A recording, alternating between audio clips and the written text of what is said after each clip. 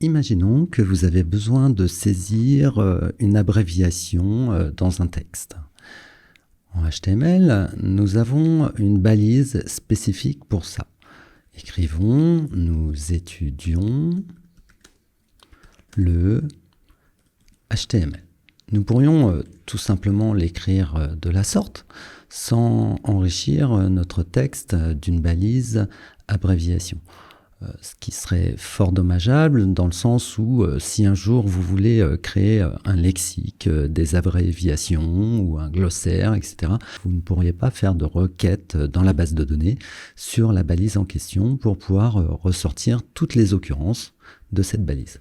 Donc je vous invite fortement à le faire et donc vous avez la balise ABBR qui est donc une balise ouvrante et fermante.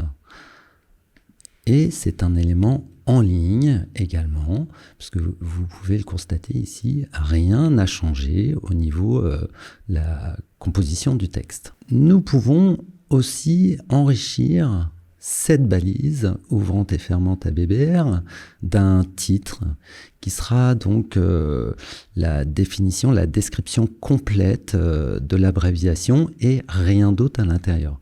C'est-à-dire que vous avez un attribut qui s'appelle title. Title, donc, égale, j'ouvre et je ferme un guillemet. Et là, nous allons mettre la description complète. Donc, hypertexte, markup, language. Très bien. Je mets des majuscules puisque c'est un texte, une abréviation anglophone, donc on met des majuscules au début de chaque mot. Et là, remarquez ce qui vient de se passer dans notre page. Je vais afficher un petit peu plus grand, voilà. Nous avons un petit soulignement avec des petits pointillés en dessous de l'abréviation. Ça, c'est le fait de mettre l'attribut title. Mais si nous nous attardons quelques secondes sans bouger la souris, vous remarquerez aussi que nous avons une infobulle au survol de la souris qui apparaît.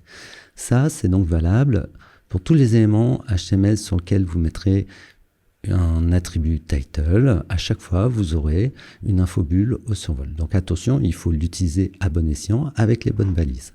Là, actuellement, la balise abréviation n'accepte qu'un seul attribut, l'attribut title, pour l'enrichissement.